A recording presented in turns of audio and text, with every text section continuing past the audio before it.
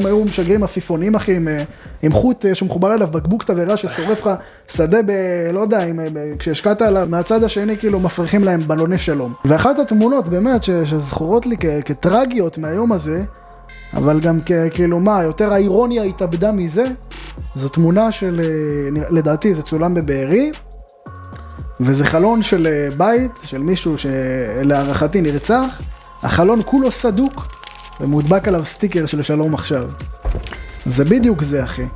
אני תמיד, אני אוהב את השיר של עוזי חיטמן, שהוא שר על המלאך והשלום, והמלאך שבא כאילו